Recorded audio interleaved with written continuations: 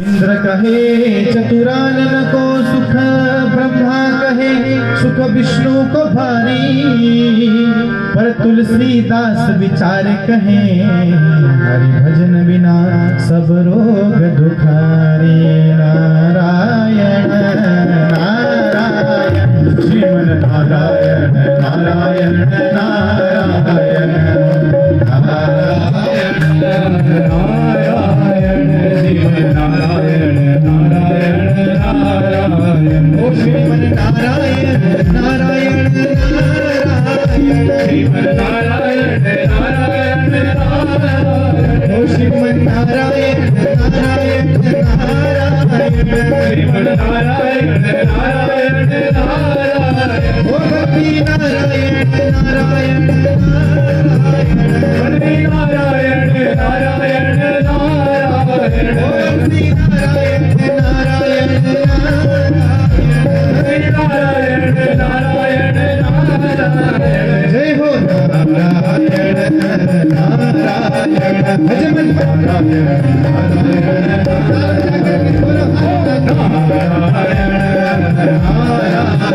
श्रीमन नारायण नारायण नारायण। ओ भजन नारायण नारायण नारायण नारायण नारायण नारायण भजन नारायण नारायण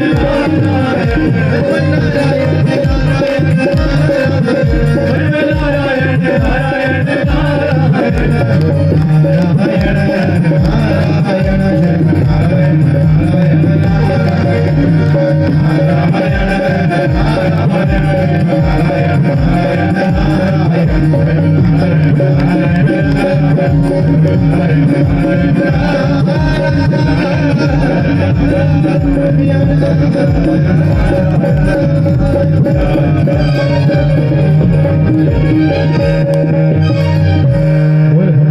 भगवान की जय। ऐसे ही जगत में सुख नहीं है, परंतु माया ने विपरीत बोध करवा दिया तो हमें दिखाई पड़ता है। गीता में कहते हैं भगवान दुखालयम अशाश्वतम, कि जगत जो है दुख का आलय है। जैसे आलय होते हैं पुस्तकालय, भोजनालय। अब पुस्तकालय में एक प्रकार की पुस्तक नहीं, अपितु विविध प्रकार की पुस्तकें। भोजनालय में एक प्रकार का भोजन नहीं है, अपितु अनेक प्रकार का भोजन है। कचौड़ी खा लो, समोसा खा लो। भैया आजकल तो बहुत सी चीजें चलती है, पिज्जा बच्चों को बहुत पसंद है। तो भोजनालय में एक प्रकार का भोजन नहीं है, अनेक प्रकार का भोजन है। इसी प्रकार ये जगत है दुखालय, एक प्रकार का दुख नहीं, अनेक प्रकार का है। गरीब कहता है मुझे अलग प्रकार का दुख है भैया, खाने को रोटी नहीं। अमीर कहता है कि भैया बहुत कुछ है परंतु खा नहीं सकता, डॉक्टर ने मना किया। परेशान सभी हैं परंतु कोई बताता नहीं। पर है यह संसार दुखालय। जब हम विद्यार्थी थे, आप सभी विचार करो अपने जीवन में, जब आप विद्यार्थी थे तो क्या कहते थे? हम भी वही कहते थे कि भैया हमारी परीक्षा उत्तीर्ण हो जाए अच्छे से तो आनंद आ जाए। प्रभु की कृपा से परीक्षा भी आपने उत्तीर्ण कर ली। बोले आनंद आ गया? बोले नहीं महाराज, अभी आनंद कहाँ आया, अभी तो ये डिग्री पूरी प्राप्त करनी है। ठाकुर जी की कृपा से डिग्री प्राप्त होगी। बोले अब आनंद आ गया? बोले नहीं, अब आनंद कहाँ आ गया, डिग्री मिल गई परंतु नौकरी भी तो लगनी चाहिए कि नहीं। अब प्रभु की कृपा से नौकरी प्रभु ने प्रदान कर दी। बोले महाराज अब आनंद आ गया? बोले महाराज नौकरी लग गई पर विवाह नहीं हो रहा, विवाह भी तो होना चाहिए। ठाकुर जी से मन्नतें मांगी, जैसे तैसे प्रभु ने विवाह कर दिया। बोले आनंद आया कि नहीं? बोले महाराज विवाह तो हो गया पर बच्चे नहीं हो रहे, पंडित जी कुछ करो, संतान नहीं हो रही। संतान होगी ठाकुर जी की कृपा से। बोले अब आनंद आ गया कि नहीं? पूरी उम्र ये और मिल जाए वह और मिल जाए करते कराते पूरा जीवन बिता दिया, परंतु कभी ऐसा नहीं कह पाए कि प्रभु अब हमें आनंद आ गया। हरि से जुड़े नहीं, ठाकुर जी को हृदय में बिठाया नहीं, कहां से आनंद आएगा।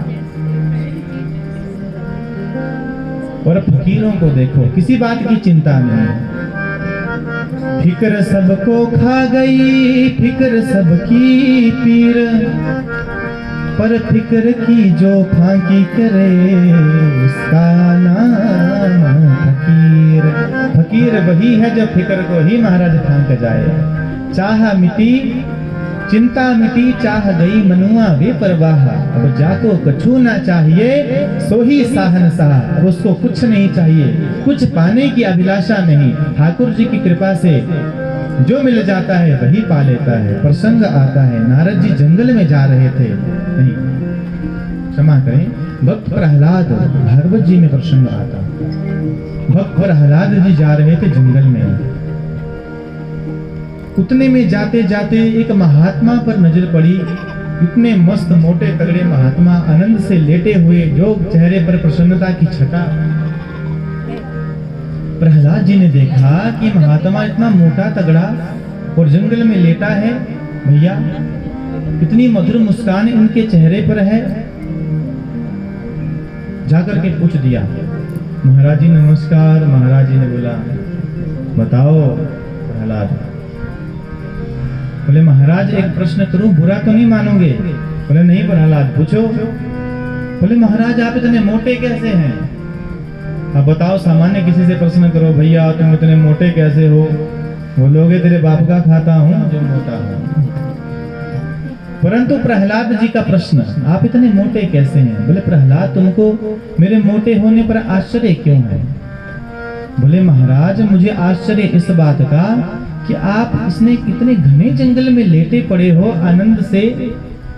भोगी नाम खलु देहो यम पीवा भवति नान्या। बिना भोग विलासिता के कोई इतना मोटा तगड़ा और प्रसन्न नहीं हो सकता। जंगल में लेटे हो, खाने पीने की कोई वस्तु दिखाई नहीं पड़ रही, सेवा करने वाला कोई आपके साथ सहयोगी दिखाई नहीं पड़ रहा, परंतु फिर भी इतने प्रसन्न हो। मुझे देखो, दास दासियां मेरी सेवा करती हैं, महल में रहता हूँ महाराज, इतना दिव्य सुख मेरे पास है, परंतु जो सुख आपके चेहरे पर है मुस्कान, वो मुझे आज तक प्राप्त नहीं हुई। क्या आपने पा लिया जिसको पा करके महाराज आप इतने प्रसन्न हैं? यह मेरा प्रश्न है। तब महात्मा बोले कि प्रहलाद लोग मुझे दत्तात्रेय कहते हैं, मेरे 24 गुरु हैं जो मैंने बनाए, परंतु 2 गुरु मेरे उसमें प्रधान हैं। कौन कौन से? मधुकार महासर्पो, मधुमक्खी और अजगर महासर्प। बोले इनसे क्या सीखा? बोले मधुमक्खी को देखो, जिंदगी भर संघर्ष करती रहती है, पुष्पों से चुन चुन करके शहद लाती है, इकट्ठा करती है, और जिस दिन किसी की दृष्टि पड़ती है शहद पर, संपूर्ण शहद चुन करके ले जाता है। मक्खियां अलग मर जाती हैं। जितना जीवन भर पुरुषार्थ किया, सारा पुरुषार्थ उसका व्यर्थ चला गया। और अजगर को देखो, अजगर करे ना चाकरी, पंछी करे ना काम, पर दास मुलुका यूं कहें सबके दाता राम। बोल रामचंद्र महाराज की, प्रेम से बोलो जय श्री राधे। कुछ नहीं करता, पड़ा रहता है लेटा मस्ती से। कोई बकरा आ गया तो गप से लपेट करके निकल जाता है। नाम ही अजगर, अज माने बकरा और गर माने जो एक बार में ही बकरे को खा जाए, उसका नाम अजगर। उसके प्रारब्ध का भोग उसके पास चल करके आता है, जो पूर्व जन्म में हमने कर्म किए उसके आधार पर सब मिलता है। उसी प्रकार से मैंने इनसे यही सीखा कि साधु को अनावश्यक संग्रह करने की आवश्यकता नहीं है। बोले मेरे पास है कुछ नहीं और मैं रखता कुछ नहीं, ठाकुर जी की कृपा से जो मिल जाता है प्रारब्ध का भोग, उसे पाकर के मैं प्रसन्नता से रहता हूँ, आनंद से। कभी कभी देखता हूँ भैया भंडारा चल रहा है, तो भंडारे में जाकर के मैं बैठ जाता हूँ, खूब चकाचक पा लेता हूँ। प्रेम से बोलो जय श्री राधे, जय श्री राधे। प्रेम से मैं भोग पाता हूँ। कभी कभी मुझे पकड़ करके उठा देते हैं, भगा देते हैं। अरे कहां से आ गया, भाग यहाँ से। मैं किसी को कुछ नहीं कहता, क्योंकि मैं अवधूत रूप में घूमता हूं, कोई मुझे पहचानता नहीं। मुझे कष्ट और सुख दोनों एक समान है। मैं किसी को अपना परिचय नहीं बताता। कभी कभी मैं पहचान लिया जाता हूं, अरे महात्मा दत्तात्रेय जी हैं भैया। बड़े बड़े महाराज मुझे ले जाते हैं महलों में, सेवा करते हैं, दास दासियां भोग पवाते हैं, परंतु मैं इसकी इच्छा नहीं रखता। मिल गया तब भी ठीक, नहीं मिला तब भी ठीक। इसलिए मैं प्रसन्नता से रहता हूँ, अपमान से डर करके भागता नहीं और सम्मान में चाहता नहीं। न हम निंदे न च स्तोमी स्वभाव विषमं जनम। मैं दोनों में समभाव से विचरण करता हूँ। वाह वाह रे मोज फकीरां दी, जो सुख पायो राम भजन में, सो सुख ना है अमीरी में। भगवान के चरणों में ही सुख है। वृंदावन में चले जाओ, कितना सुख है ठाकुर जी की चरण सन्निधि में।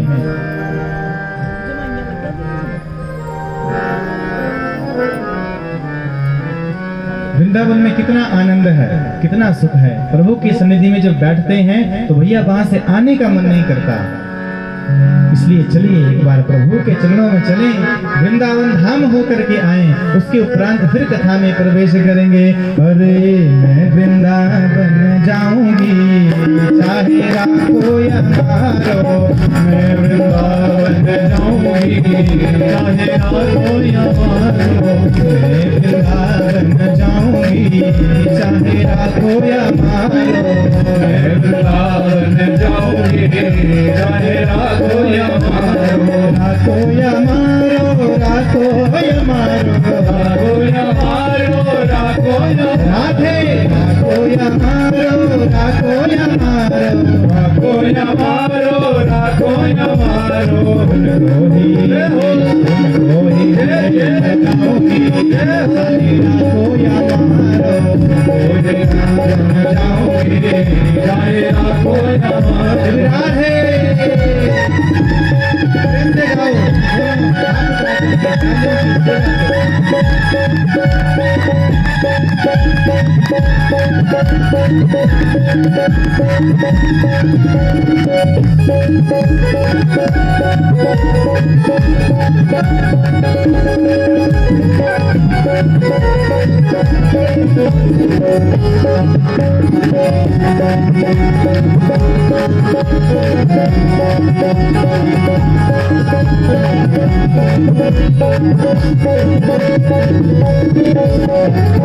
वृंदावन में पाके बिहारी, वृंदावन में पाके बिहारी। वृंदावन में पाके बिहारी, वृंदावन में पाके बिहारी। पाके बिहारी मेरे रमण बिहारी, पाके बिहारी मेरे रमण बिहारी। पाके बिहारी मेरे रमण बिहारी, पाके बिहारी मेरे रमण बिहारी। उनसे ही हो, उनसे ही याद, उनसे ही नैना लड़ाऊंगी। हरे हरे जाऊंगी, चाहे राखो राधे। जाऊंगी, चाहे राखो या मारो। जाऊंगी, चाहे राखो या मारो। वृंदावन के मेरे लाल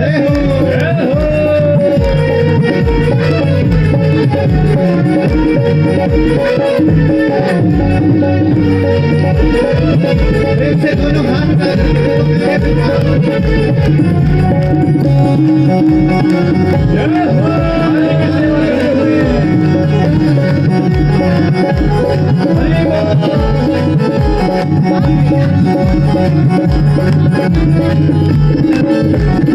राधा बल्लभ जी की छवि है प्यारी।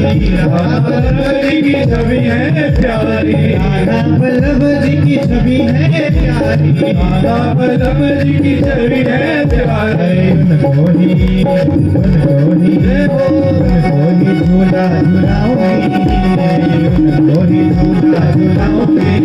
चाहे हो या मारो, चाहे झूला झुलाओगे, चाहे आंखों जमा सखी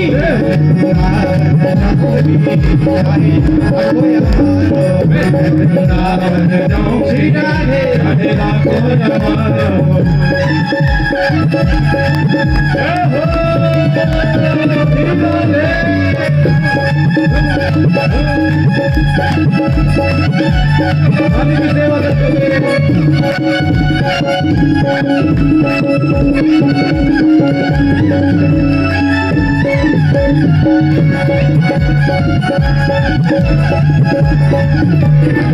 वृंदावन में यमुना किनारा, वृंदावन में यमुना किनारा, वृंदावन में यमुना मैया, वृंदावन में यमुना मैया, ओ यमुना मैया मेरी यमुना मैया, यमुना मैया मेरी यमुना मैया, यमुना मैया मेरी यमुना मैया, यमुना मैया मेरी यमुना मैया। मैं गोता लगाऊंगी, मैं गोता लगाऊंगी, चाहे राखो या मारो, वृंदावन जाऊंगी, चाहे आंखों जमा वृंदावन जाऊंगी, चाहे आंखों जमा मैं वृंदावन जाऊंगी, चाहे आंखों जमा चाहे राखो या मारो, मैं वृंदावन जाऊंगी, चाहे आंखों जमा चाहे आंखों जमा चाहे आंखों जमा चाहे आंखों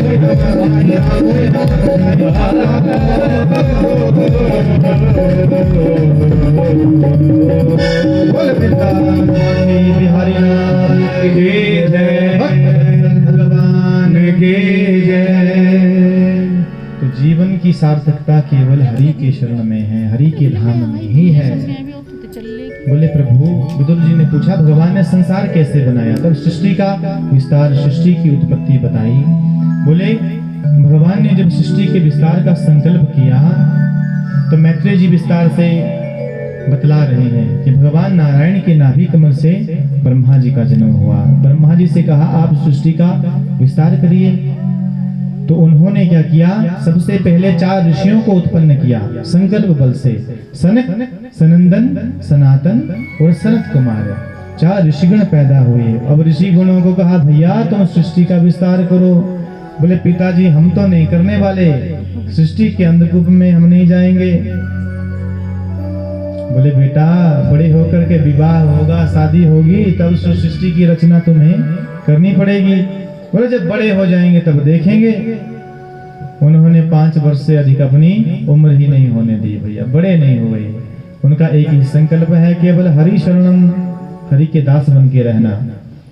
अब बेटा बाप की बात ना माने तो क्या होता है? क्रोध आ जाता है।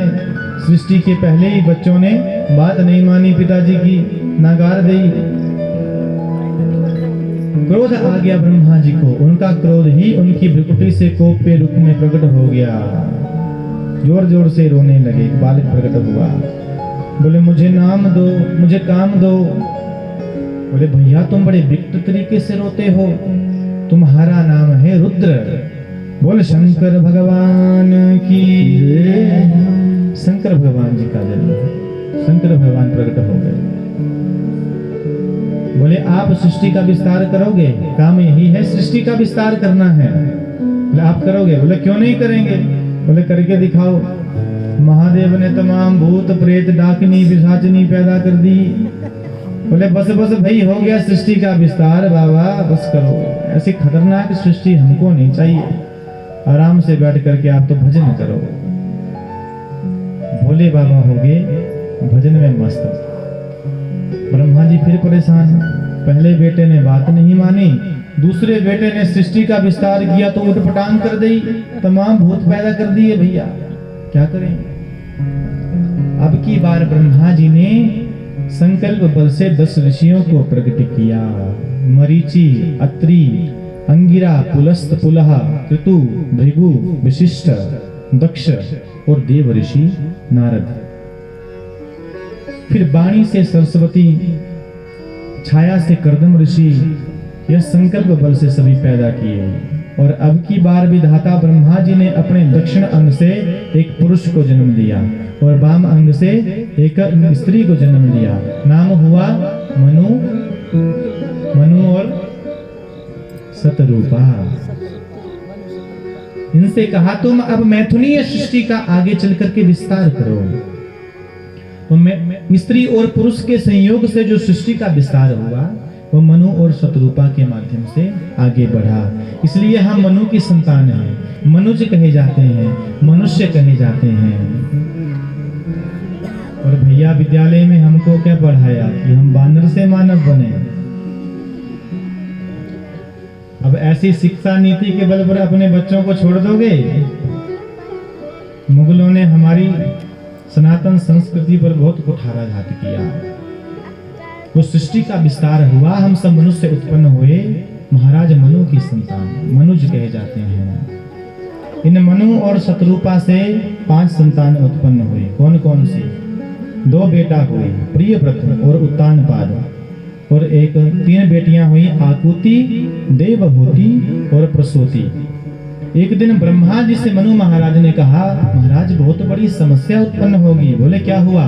बोले एक दानव हिरण्याक्ष नाम का धरती का हरण करके ले गया। मैत्रेय जी कहते हैं, विदुर जी कहते हैं, मैत्रेय जी हिरण्याक्ष कौन था? तब बताया। बोले एक बार की बात है कि कश्यप ऋषि संध्या वंदन कर रहे थे। सूर्यास्त के समय में, संध्या के समय में उनकी अनेक पत्नियां हैं। उनमें एक पत्नी है उनकी दिति, एक है अदिति। अदिति से देवता हुए और दिति से देवते उत्पन्न हुए। तो कैसे हुए? कामज्वर से पीड़ित होकर के पति से रति की याचना करने लगी संध्या के समय में। परंतु कश्यप जी ने कहा, देवी ऐसा घोर तमा बेला घोराणाम घोर दर्शना। देवी संध्या का समय है, संध्या के समय में 4 काम हमें बिल्कुल नहीं करने चाहिए। अपने घर में बच्चों को भी समझाना चाहिए। कौन कौन से काम? आहारम मैथुनम निद्राम स्वाध्याय च विशेषतः। आहार नहीं करना चाहिए, भोजन ग्रहण नहीं करना चाहिए जब संध्या का समय हो, जब सूर्य अस्ताचल की ओर जाता है। भोजन नहीं करना चाहिए। प्रेम से बोलो जय श्री राधे। हाथ उठे हैं आधे, पूरे उठाओ, जय श्री राधे। तो संध्या के समय में भोजन नहीं करिए, संध्या के समय में संतान नहीं देखिए, गर्भ धारण नहीं करना चाहिए, स्वाध्याय नहीं करना चाहिए, अध्ययन नहीं करना चाहिए, विस्मृत हो जाता है, भूल जाओगे। और शयन नहीं करना चाहिए, निद्रा करोगे संध्या के समय तो रोगी बनोगे, दरिद्रता आपके घर में वास करेगी। परंतु दिति नहीं मानी। कश्यप जी ने मनोरथ पूर्ण कर दिया। जब कामज्वर शांत हो गया तब क्षमा मांगने लगी कि पतिदेव क्षमा कर दीजिए, बहुत बड़ी गलती होगी, अपराध हो गया। बोले अब अपराध हुआ है तो भोगो परिणाम। क्या परिणाम होगा? बोले तुम्हारे गर्भ से 2 भयंकर संतान दैत्य जन्म लेंगे, इतने दुष्ट होंगे संपूर्ण विश्व को त्रस्त कर देंगे। और डर के मारे दिति ने 100 वर्ष तक पुत्रों को जन्म ही नहीं दिया। दधार वर्षाणी शतम संख माना सुरार्दना। 100 वर्ष के उपरांत 2 दैत्यों का जन्म हुआ। नाम हुआ हिरण्याक्ष और हिरण्यकश्यपु। हिरण्यकश्यपु इतना भयंकर दुष्ट था। प्रेम से बोलो राधे। यहाँ सामने देखो, उनको मत देखो, ये आ रहे हैं, प्रणाम करके विराजमान हो जाएंगे। कथा यहाँ से बांध रहा हूं, वहां से नहीं।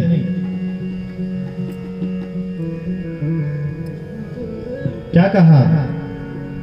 हिरण्याक्ष और हिरण्यकश्यपु 2 दैत्य हुए। हिरण्याक्ष जो था बड़ा भयंकर था, इतना भयंकर दैत्य दिग्विजय करने के लिए अकेला निकल पड़ा। धरती पर कोई प्रतिभट्ट नहीं मिला, स्वर्ग पर हमला कर दिया। जैसे स्वर्ग पर हमला किया, देवता लोग सब भागे, कोई नहीं मिला लड़ने वाला। धरती में आया, वरुण लोक में घुस गया, समुद्र में वरुणदेव को ललकारा। वरुणदेव बोले भैया बुढ़े हो गए, लड़ने लायक नहीं रहे, क्षमा करो, पर तुम्हारा मनोरथ जरूर पूर्ण होगा, आशीर्वाद देते हैं। एक बार नारद जी को पकड़ लिया, ए नारद जी क्या नारायण करते घूमते हो, कुछ लड़ना फिरना जानते हो कि नहीं? नारद जी बोले लड़ना नहीं जानता, परंतु तुझे जरूर लड़वाऊंगा एक दिन किसी से, तेरा कल्याण करूंगा, आशीर्वाद देता हूं, पूर्ण होगा तेरा वचन। नारद जी से जाकर के बोला, ऐसे इसको कोई प्रतिभट लड़ने वाला नहीं मिला, धरती को उठा करके ले गया रसातल में। विधाता ब्रह्मा जी परेशान हो गए, भैया अभी तक तो सृष्टि का विस्तार नहीं हुआ और ये दैत्य सृष्टि का हरण करके ले गया। प्रार्थना की प्रभु सृष्टि का उद्धार करो, अभी बहुत विस्तार करना है। भगवान ब्रह्मा जी के नासिका रंध्र से ही वराह अवतार लेकर के प्रकट हो गए। बोल वराह भगवान की। रसातल में प्रविष्ट होकर के भगवान ने हिरण्याक्ष का वध कर दिया और आज सृष्टि को भगवान ने सृष्टि का उद्धार किया, सृष्टि को ऊपर लेकर के आए। प्रेम से बोलो राधे राधे। इसके उपरांत सृष्टि का वर्णन बताया कैसे हुआ। ये सबसे पहले बेटियों का वंश बताया। मनु महाराज की मंझली बेटी देवहूति, जिनका विवाह कर्दम ऋषि के साथ हुआ। कर्दम ऋषि जी के साथ 10 संतान उत्पन्न हुई, देवहूति और कर्दम जी की।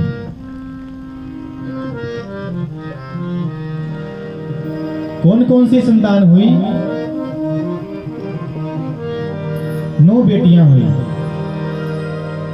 और 10वीं संतति के रूप में साक्षात भगवान कपिल अवतार लेकर के आगे। बोले कपिल भगवान की। साक्षात श्री हरि कर्दम जी के यहाँ अवतार लेकर के कपिल भगवान के रूप में प्रकट भये। विधाता ब्रह्मा जी दर्शन करने आए ब्रह्मलोक से। साथ में नव ऋषि बोले पिताजी हम भी चलें? बोले चलो।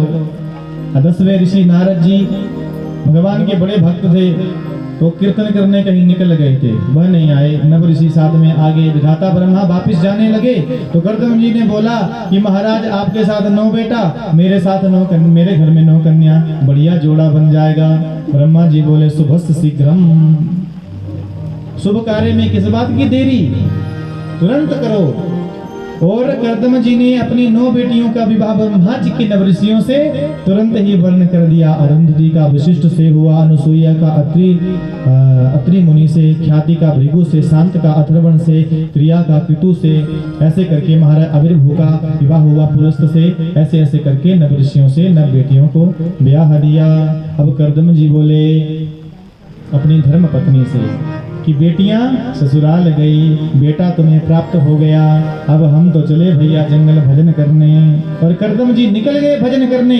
संदेश दिया संपूर्ण जगत को, कितनी भी घर में अनुकूलता संपन्नता क्यों ना हो, परंतु अंत समय में तो ब्रह्म ज्ञान प्राप्ति के लिए घर को त्याग ही देना चाहिए, अंधकूप से निकल जाना चाहिए। परंतु फिर भी आप ना त्याग पाओ तो असंग भाव से इस सृष्टि में हो, भगवान का भजन करना चाहिए। चौथे चरण में 50 की उम्र होगी भैया, सब कार्य पूर्ण कर ली।